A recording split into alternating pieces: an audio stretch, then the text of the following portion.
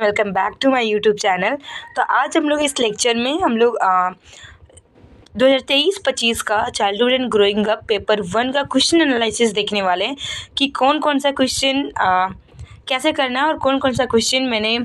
और first of all आप लोग मुझे कमेंट करके ज़रूर बताना कि मैंने जितना भी लेक्चर डाला था वहाँ से आपको हेल्प मिला या फिर नहीं मिला। ठीक है, तो चलिए स्टार्ट करते हैं और हम लोग देखते हैं कि कितना मार्क्स आप करके आए हो और कितना मार्क्स आप गलत करके आए हो। सब कुछ अभी हम लोग इस लेक्चर में देखने वाले हैं। ठीक है, तो आप लोग जल्दी से आप लोग अपना आंसर मिला लो कि आप लोग कितना मार्क्स करके लाए हो और कितना मार्क्स आप लोग ला रहे हो। ठीक है, और नए स्टूडेंट वैसे स्टूडेंट जो नेक्स्ट सेशन वाले स्टूडेंट जो देखेंगे उनके लिए कि आपको थोड़ा सा यहाँ पे हिंट मिल जाएगा कि कैसे आपको करना है क्वेश्चन। ठीक है, तो ये आज 27 मई का क्वेश्चन है। 27 मई में जो सेमेस्टर 1 का चाइल्डहुड एंड ग्रोइंग अप का क्वेश्चन हुआ है वो क्वेश्चन है विनोबा भावे यूनिवर्सिटी का। तो ये हमारा ग्रुप ए में हमारा 10 क्वेश्चन होता है। ठीक है, 2 मार्क्स का होता है। और सबसे इम्पॉर्टेंट चीज़, अगर आपको मार्क्स लाना है बीएड में, अगर आप चाहते हो कि बीएड में मार्क्स लाना, तो एक चीज़ बस याद रखना कि ऑब्जेक्टिव आपको अच्छे से करना है। जो ऑब्जेक्टिव है ना उसको अच्छे से करना है, क्योंकि यहाँ पे ना 10 क्वेश्चन होता है। 10 क्वेश्चन होता है 2 मार्क्स का। ठीक है, और यही जो 2 मार्क्स अगर आप 10 क्वेश्चन अच्छे से करते हो ना, यही आपको क्या करता है, सबसे डिफरेंट बनाता है। क्योंकि जो लॉन्ग क्वेश्चन है ना वहाँ पे एवरेज मार्किंग हो जाता है। अब जब एवरेज मार्किंग हो जाता है तो आप वहाँ पे अपने फ्रेंड से ना बाहर नहीं निकल पाएंगे। ठीक है, तो अगर आपको निकलना है तो बीएड में, तो आप बस इतना करना, बस एक काम करना कि ऑब्जेक्टिव को बहुत अच्छे से करना, ऑब्जेक्टिव अच्छे से करना। बाकी लॉन्ग क्वेश्चन में तो एवरेज मार्किंग होता है। ठीक है, समझे? चलिए अब स्टार्ट करते हैं, क्वेश्चन एनालिसिस करते हैं। अब ये हमारा है फर्स्ट क्वेश्चन है, which of the following principle of development is incorrect. देखिए बहुत सारे स्टूडेंट ना यहाँ पे मिस्टेक करते हैं कि वो लोग ना क्वेश्चन को सही से पढ़ते नहीं, कि यहाँ पे करेक्ट पूछा जा रहा है कि इनकरेक्ट पूछा जा रहा है, नोट पूछा जा रहा है कि यस पूछा जा रहा है। तो ये सब क्वेश्चन को ना बहुत अच्छे से करना, बारीकी से करना है कि which of the following principle of development is incorrect. मतलब कि जो यहाँ पे प्रिंसिपल दिया गया डेवलपमेंट का। और एक गुड न्यूज़ कि अगर आपने नहीं देखा है तो प्रिंसिपल ऑफ डेवलपमेंट का लेक्चर मैंने डाल रखा है। तो अगर आप उस वीडियो को देख लिए होंगे, अगर आप उस वीडियो को देख के गए होंगे, तो मैं ये उम्मीद कर सकती हूँ आप लोगों से कि आप लोग ये क्वेश्चन का आंसर सही से किए होंगे। ठीक है, क्योंकि मैंने वीडियो अपलोड कर रखा है प्रिंसिपल ऑफ डेवलपमेंट का। तो आपको अगर आप देखे होंगे तो आपको हेल्प मिला होगा और आप सही भी करके आएंगे। ठीक है, तो चलिए आंसर देखते हैं कि कौन सा इनकरेक्ट है। प्रिंसिपल ऑफ डेवलपमेंट नहीं है ये पूछा जा रहा है। There are individual differences in development. Obviously individual differences होता है। अब कैसे, ये देखो, अगर कोई बच्चा ए है, ठीक है, और कोई बच्चा दूसरा बी है, और ए और बी है, तो क्या आप बताओ, खुद थोड़ा सा यूज करो अपना सेंस, क्या ए और बी का, क्या दोनों का डेवलपमेंट सेम तरीके से होगा? देखो स्टेप तो सेम होगा कि इसके बाद ये होगा, लेकिन क्या वो, ठीक है, सेम होगा? नहीं होगा। मतलब इसका मतलब क्या होगा कि हर बच्चे का अपना क्या है, इंडिविजुअल डिफरेंस है। तो ये क्या है, प्रिंसिपल ऑफ डेवलपमेंट है ये, कि there are individual differences in development. Development में क्या है, हर किसी का जो डेवलप करने का जो रेट है वो क्या है, डिफरेंट है। तो ये सही है। ठीक है, मतलब ये आंसर नहीं होगा, क्योंकि यहाँ पे गलत पूछा जा रहा है। तो ये सही है, तो ये तो आंसर होगा नहीं। Development is the result of coincidence. अब बताओ ये क्या कोइंसिडेंस का रिजल्ट है? नहीं, तो आंसर इसका यही होगा, सेकंड नंबर पे इसका आंसर होगा। ठीक है, it is continuous process. Obviously continuous process है। हाँ, कभी कभी होगा कि वो धीमा हो जाएगा, लेकिन ऐसा नहीं है कि डिसकॉन्टीन्यूअस प्रोसेस है, बिल्कुल नहीं। जो डेवलपमेंट है वो कॉन्टीन्यूअस प्रोसेस है। ठीक है, इट इज़ प्रिडिक्टेबल। हाँ, ये प्रिडिक्टेबल भी होता है। तो इसका आंसर क्या हो जाएगा, इसका आंसर सेकेंड नंबर पे हो जाएगा कि development is the result of coincidence. ठीक है, क्योंकि यहाँ पे पूछा ही गलत है, तो जो गलत पूछा वही आंसर हो जाएगा। नेक्स्ट है हमारा, व्हाट डज डेवलपमेंट इम्प्लाई, मतलब कि विकास का क्या अर्थ है। तो और एक चीज़, अगर आप मेरा वृद्धि और विकास का अगर आप लेक्चर देख के गए होंगे, तो इसमें भी हम दावा कर सकते हैं कि आप आंसर गलत नहीं किए होंगे, क्योंकि हम वृद्धि और विकास को बहुत अच्छे से हम लोग पढ़े थे और जाने थे, डिफरेंसेस भी देखे थे वृद्धि विकास का। ठीक है, तो विकास क्या, unfolding of individual inherent trend, मतलब व्यक्ति के अंतर्निहित गुणों का प्रकट होना, बिल्कुल है ये विकास। ठीक है, बिल्कुल नहीं। अब देखो इसमें अंतर्निहित गुणों का प्रकट होना ये नहीं है। ठीक है, विकास क्या है, क्वालिटेटिव चेंजेस है, क्योंकि वृद्धि क्या होता है, क्वांटिटेटिव होता है, और विकास क्वालिटेटिव होता है। तो इसका आंसर क्या हो जाएगा, सेकंड नंबर, ये बिल्कुल एकदम हलवा सा क्वेश्चन है ये, तो ये आंसर क्या हो जाएगा, सेकंड नंबर आंसर हो जाएगा। ठीक है, नेक्स्ट आप देखो, cognitive development among children is the result of, बच्चों में संज्ञानात्मक विकास का परिणाम होता है। अब जहाँ पे केवल आ जाएगा ना, आप पहले उसको ना साइड कर दो, क्योंकि केवल वाला सिर्फ ना देखो वृद्धि विकास ग्रोथ ये सब में केवल का है ही नहीं, ये सब क्या है, ये सब मल्टीप्लिकेशन होता है ये सभी चीज़ों का। तो ओनली हेरिडिटी ये बिल्कुल नहीं हो सकता, ओनली वातावरण ये भी नहीं हो सकता। तो interaction of heredity and environment मतलब दोनों का, तो ये भी क्वेश्चन बहुत हलवा था और ये मैंने कराया भी था कि जो डेवलपमेंट होता है जो ये होता है वो मल्टीप्लिकेशन होता है किसका, हेरिडिटी और इन्वायरमेंट का। समझ में आया? ठीक है, नेक्स्ट हम लोग समझते हैं which trait of human beings is determined by heredity, heredity से कौन सा जो सिलगुण है उसको निर्धारण किया। तो मोरल डेवलपमेंट तो है नहीं हेरिडिटी का, क्योंकि ये हम लोग सोसाइटी से भी सीखते हैं, अपने समाज से भी सीखते हैं, अपने घर परिवार से सीखते हैं मोरालिटी। ठीक है, स्वभाव ये भी हम लोग अपने समाज से ये से, लेकिन हाँ जो बुद्धि है ना, ये बुद्धि थोड़ा सा कहाँ से आता है, हेरिडिटी से भी आता है। ये जो बुद्धि है वो कहाँ से आता है, हेरिडिटी, तो इसका आंसर हो जाएगा बुद्धि, क्योंकि सामाजिकता ये तो हेरिडिटी है नहीं। समझ में आया? चलिए नेक्स्ट समझते हैं, in the context of stage of development what is the stage from 2 to 6 year old, तो इसको किसको ये क्या कहा जाता है, अर्ली चाइल्डहुड कहा जाता है। ठीक है, ये इसका आंसर हो जाएगा अर्ली चाइल्ड। अभी तक जितना भी क्वेश्चन पूछा गया था ना बिल्कुल एकदम हलवा क्वेश्चन था, बहुत टफ क्वेश्चन नहीं था। मिडिल चाइल्डहुड अगर आप जितना मैंने अपलोड कर रखा है ना वीडियो, अगर आप उतना भी देख के गए होंगे ना, तो मैं इतना श्योर कर सकती हूँ कि आपका ऑब्जेक्टिव क्वेश्चन अच्छा ही गया होगा, आप अच्छे से किए होंगे। ठीक है, infants and adolescence. Next question है middle childhood refers to the period from, middle childhood refers करता है पीरियड फ्रॉम कहाँ से कहाँ तक, 6 से 11 साल। ये भी कराया हुआ था, आप अगर स्टेज आप देखे होंगे तो स्टेजेस कराया हुआ था, वहाँ पे ये क्या गया था। ठीक है, नेक्स्ट है प्रोसेस ऑफ प्राइमरी सोशलाइजेशन। हाँ, सोशलाइजेशन मैंने नहीं कराया था, लेकिन मैं आपको बता दूं सोशलाइजेशन का जो पहला ये होता है प्राइमरी की होता है वो हमारा कहाँ होता है, फैमिली होता है, परिवार होता है। उसके बाद सेकेंड क्या होता है, फैमिली के बाद जो भी होता है वो सेकेंड होता है। ठीक है, तो यहाँ पे कुछ प्राथमिक समाजीकरण की प्रक्रिया शुरू होती है कहाँ से, अपने माँ से ही शुरू होता है। तो ये अगर शुरू तो पहले मदर होगा, और मदर के इन्फेंसी से ही शुरू हो जाता है।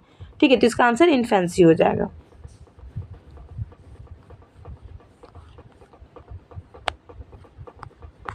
तो ये केवल ऑब्जेक्टिव क्वेश्चन था, पीडीएफ शायद यहाँ तक नहीं बन पाया था। तो हम लोग मिलते हैं नेक्स्ट जो लॉन्ग क्वेश्चन है और जो ग्रुप बी और ग्रुप सी का क्वेश्चन है उसको देखते हैं। उसके बाद आपको एक साथ दोनों कंबाइन करके आपको लेक्चर मिलेगा। ओके, सो हम लोग यहाँ तक क्वेश्चन कर चुके थे। ठीक है, अब हम लोग नेक्स्ट ऑब्जेक्टिव क्वेश्चन देखते हैं। फिल इन द ब्लैंक है and are secondary agency of socialization. देखिए प्राइमरी एजेंसी हम लोग समझ चुके थे कि प्राइमरी एजेंसी क्या होता है, ये हमारा फैमिली होता है। फैमिली क्या होता है, प्राइमरी, और फैमिली के बाद परिवार के बाद जितना भी आता है एजेंसी सब क्या होता है, सेकेंडरी होता है। अब देखो कैसे आपको इवेलुएट करना आंसर, स्कूल एंड फैमिली। अब अगर स्कूल एंड फैमिली आप देख रहे हो तो यहाँ पे फैमिली मतलब ये प्राइमरी हो जाएगा। अब आपको ये फाइंड आउट करना है कि जहाँ पे फैमिली ना हो। ठीक है, क्योंकि यहाँ पे गॉन पूछ रहा है, गॉन अभी के मतलब सेकेंडरी पूछ रहा है। तब यहाँ पे देखो थर्ड में भी आपको रिलीजन एंड फैमिली दिख रहा है, नन ऑफ दीज मतलब स्कूल और मीडिया, ये हमारा क्या है, सेकेंडरी एजेंसी है। नेक्स्ट है Kohlberg theory explain development of child. Kohlberg का जो थ्योरी है वो एक्सप्लेन करता है डेवलपमेंट ऑफ चाइल्ड को। अब यहाँ पे देखिए social, cognitive and language and moral. तो ये क्या है, जो कॉलबर्ग का सिद्धांत हम लोग देखे थे और ये लेक्चर भी अपलोड किया। अगर नाम ही है नैतिक विकास, ठीक है, कॉलबर्ग का नैतिक विकास, ठीक है, इसका ये करता है नैतिक विकास को ये करता है। ठीक है, जितना भी अपलोड कर दिया गया था लेक्चर अगर आप देखे होंगे तो आपका एक भी ऑब्जेक्टिव क्वेश्चन गलत नहीं हुआ होगा अभी तक, क्योंकि अभी तक जितना हम लोग ऑब्जेक्टिव किया। अब देखिए नेक्स्ट क्वेश्चन हमारा इमोशनल डेवलपमेंट से। ठीक है, तो emotional adjustment of a student is effective in, शिक्षार्थी का सांविंगिक समायोजन प्रभावी होता है पर्सनालिटी फॉर्मेशन में, क्लास टीचिंग में, या फिर डिसिप्लिन और ऑल ऑफ दिस। तो इसमें ऑल ऑफ दिस, क्योंकि हम लोग फैक्टर अफेक्टिंग पढ़े थे, तो ये सब कुछ है जो क्या करता है, अफेक्ट करता है। तो इसमें ऑल ऑफ दिस हो जाएगा। ठीक है, अब हम लोग समझते हैं ग्रुप बी को। ये तो हमारा ग्रुप ए था, होप आप लोग सब सही करके आएंगे। अब हम लोग समझते हैं ग्रुप बी। अब देखिए ग्रुप बी में आपको 4 क्वेश्चन करना है, 5 क्वेश्चन में 4 क्वेश्चन करना है 5 मार्क्स का, ठीक है, 20 मार्क्स में। अब यहाँ पे देखो पूर्व बाल्यावस्था से आप क्या समझते हैं। ये भी स्टेजेस करवाया गया बाल्यावस्था, वहाँ पे पूर्व बाल्यावस्था, मिडिल बाल्यावस्था और लेटर चाइल्डहुड, ये तीनों को डिफाइन किया गया था, तीनों का एज भी दिखाया गया। तो अगर आप अभी तक अगर आप ये नेक्स्ट सेशन वाले देख रहे हो तो आप जाके लेक्चर देखो, और अगर आप लेक्चर देखे गएंगे मैं उम्मीद कर सकती हूँ कि आप ये भी क्वेश्चन लिखे होंगे। नेक्स्ट, वृद्धि एवं विकास में भेद करें, मतलब आपको यहाँ पे वृद्धि और विकास का अंतर लिखना है। जैसे कौन कौन सा आता है कि आपका 4 मार्क्स में, तो 4 मार्क्स में आप पहले क्या कर सकते थे, 4 मार्क्स में पहले आप वृद्धि को थोड़ा सा डिफाइन करिए, उसके बाद विकास को डिफाइन कीजिए, उसके बाद आप यहाँ पे क्या कर सकते हैं, आप यहाँ पे इसका डिफरेंस लिख सकते हैं कि वृद्धि क्या, वृद्धि आपका क्वांटिटेटिव होता है, विकास आपका क्वालिटेटिव है। वृद्धि को हम लोग क्या कर सकते हैं, मेजर कर सकते हैं, डेवलपमेंट को मेजर नहीं कर सकते हैं, ठीक है। हम लोग और वृद्धि को क्या कर सकते हैं, वृद्धि को हम लोग देख सकते हैं, छू सकते हैं, लेकिन क्या हम लोग डेवलपमेंट को ऐसा कर सकते हैं, नो, डेवलपमेंट को ऐसा नहीं कर सकते हैं, ठीक है। तो ये सब आपको क्या करना था, डिफरेंस लिखना था। नेक्स्ट है discuss the role of teachers in fostering cognitive development of a child. एक बच्चे के संज्ञानात्मक विकास में शिक्षक की भूमिका की विवेचना करें। देखिए ये भी क्वेश्चन है, बहुत ईजी क्वेश्चन है, बहुत ईजी क्वेश्चन है। अगर आप संज्ञानात्मक विकास पढ़ के गए होंगे तो आपको पता होगा कि एक बच्चे के संज्ञानात्मक विकास में शिक्षक की भूमिका, देखो शिक्षक का ना बहुत बड़ा रोल होता है हर विकास में, क्योंकि अगर शिक्षक जानेगा बच्चे को, ठीक है, अगर बच्चे के माइंड को जान पाएगा, बच्चे के कॉग्निशन को समझ पाएगा, बच्चे को अगर अच्छा इन्वायरमेंट दे पाएगा, बच्चे को हर पॉजिटिव इन्वायरमेंट दे पाएगा, बच्चे को एक अच्छा गाइडेंस प्रोवाइड करेगा, तो बच्चा का जो कॉग्निटिव डेवलपमेंट होगा वो भी क्या होगा, अच्छा होगा, ठीक है। तो ये आपको लिखना था, इसकी विवेचना करना था। तो आप थोड़ा सा यहाँ पे एक काम कर सकते थे कि पहले आपको संज्ञानात्मक विकास को क्या करना है, डील करना, जो कि आपको लेक्चर अपलोड कर दिया गया। तो संज्ञानात्मक विकास को आपको डील करना था, फिर शिक्षक की भूमिका लिखना था। नेक्स्ट है describe the mechanism of heredity, कि वंशानुक्रम तंत्र का वर्णन करें कि हेरिडिटी का मैकेनिज्म क्या है, ठीक है। समाजीकरण में परिवार की भूमिका का, देखिए समाजीकरण में तो परिवार का बहुत भूमिका, मतलब एक इम्पॉर्टेंट रोल प्ले करता है परिवार, और परिवार को प्राइमरी एजेंसी भी बोला जाता है सोशलाइजेशन का।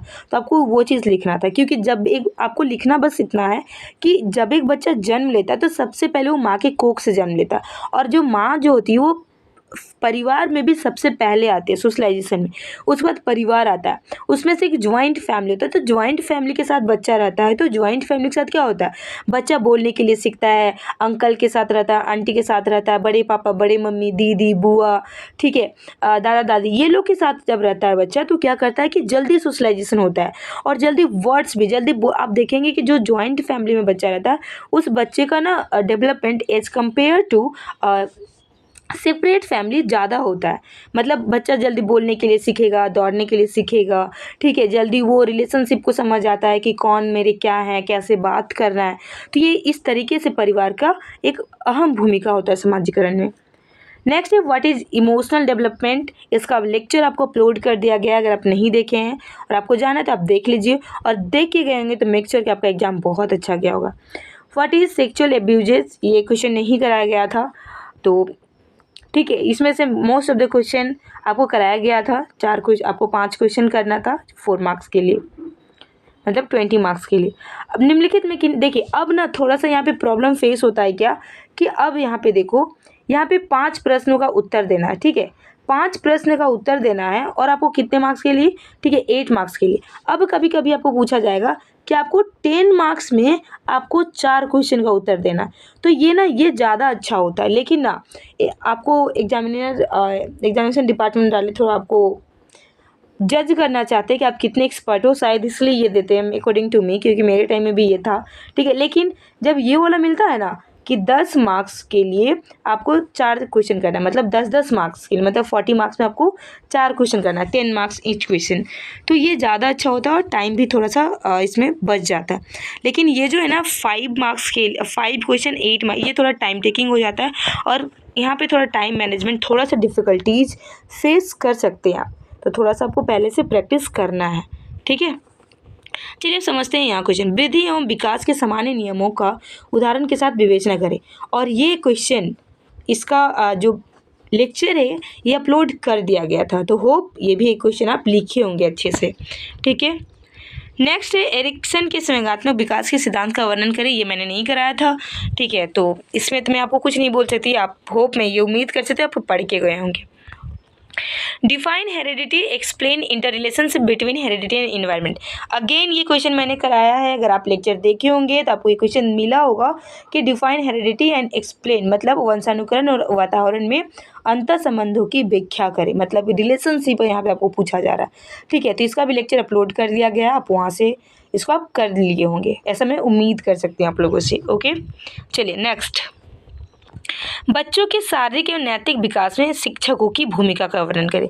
देखिए, अगर आप बच्चे को समझ लेंगे ना और शिक्षक को समझ लेंगे तो आप पूरा क्वेश्चन कर लेंगे। बच्चों के शारीरिक और नैतिक विकास, अब आप पहले समझो, अब अगर आपको आंसर करना है तो पहले आप नैतिक विकास को थोड़ा सा यहाँ पे डील कर सकते थे, ठीक है। अब देखिए, बच्चे, टीचर का क्या रोल है, टीचर का बहुत इंपॉर्टेंट रोल यहाँ पे प्ले करते हैं टीचर्स, कि अगर बच्चे टीचर्स, ठीक है, टीचर्स को नॉलेज रहेगा, टीचर्स को बच्चे के बारे में पता है, इन्वायरमेंट के बारे में पता है, बच्चे टीचर्स को अगर ये पता है कि बच्चे को वो गाइड कर सकते हैं कि आपको टाइम टू टाइम आपको खाना खाना है, कौन कौन सा फूड ले सकते हैं, कौन से फूड आप लेंगे प्रोटीन मिलेगा, कौन सा फूड आप लेंगे आपको कार्बोहाइड्रेट मिलेगा, विटामिन्स मिलेगा, फैट्स मिलेगा।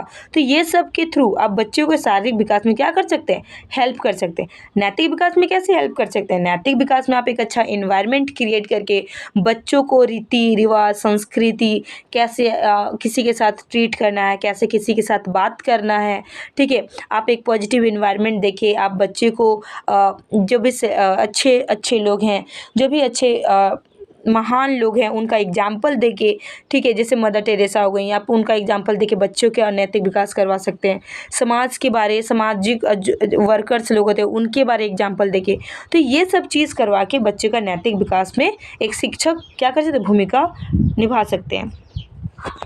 नेक्स्ट है समाजीकरण में सामाजिक एवं सांस्कृतिक विभेद की भूमिका, मतलब discuss the role of social and cultural differences in socialisation.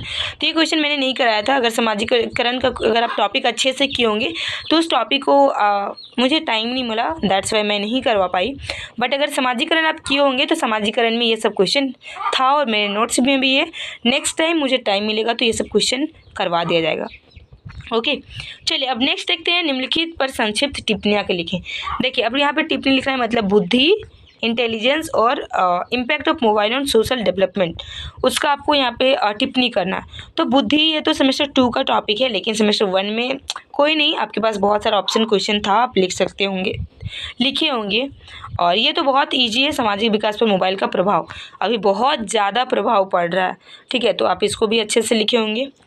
Next है नैतिक विकास पर कोलवर्ग के दृष्टिकोण पर प्रकाश डालिए, और अगेन ये क्वेश्चन करवाया हुआ है, आप ये क्वेश्चन भी बहुत अच्छे से लिखे होंगे क्योंकि ये क्वेश्चन कराया हुआ है, ठीक है।